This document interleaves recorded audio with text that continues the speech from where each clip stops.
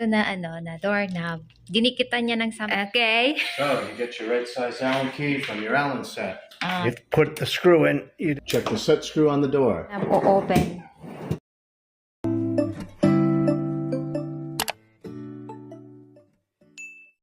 Hi! So ngayon, fix namin ang handle ng refrigerator namin kasi nasira na siya. Mga 1 week na siyang 3 days na siyang nakaalis, pero ano na siya, mga 1 week na siyang yung lumuluwag yung kanyang handle. Kasi pag ganyan yung handle.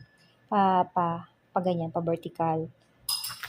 Tapos yung pa horizontal naman na gano'n, yung pag gano'n, yung mga bars, yung pag open mo ganyan, is medyo maluwang na siya. So, hindi namin alam kung anong gagawin until nung nalaman namin, na-figure out namin kung ano ang tamang pag-ayos. So, ito na.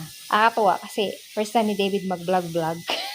Pero dito namin sa YouTube ni Heart i-upload para man makatulong sa inyo.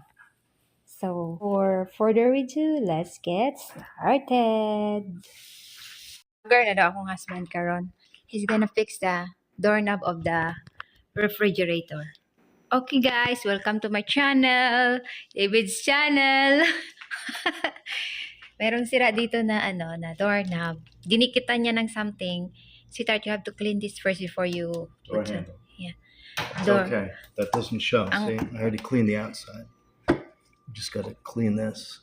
We got to get stainless steel cleaner to really get this outside. No, you're gonna gas this surface. No, they have stainless steel cleaner made especially for cleaning stainless steel. So, yan, naguba siya, naglusin Don't worry na about that. Naglusin na yung doorknob. Okay. So, First step. First step down. Is to choose the right size Allen key. Okay. So you get your right size Allen key from your Allen set. This is the Allen set. Tapos yung pinakamaliit. To make sure you have the right size, you check the door, check the set screw on the door. Tighten. Okay, that's tightened. So we know we have the right size Allen key. Now, the hard part. We have to get underneath on the floor to reach a set screw. Make sure your handle's all the way in. Make sure that your Allen key is tightening. And we're going to tighten the set screw.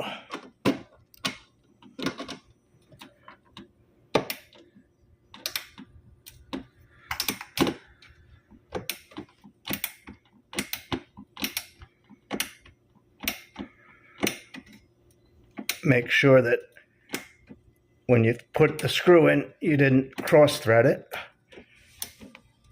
And voila, that's as tight as it gets. Now, we check the other side to make sure it didn't loosen up also. While we have the Allen key here, we're going to check the other side. Make sure that it's tight also. We can get it lined up.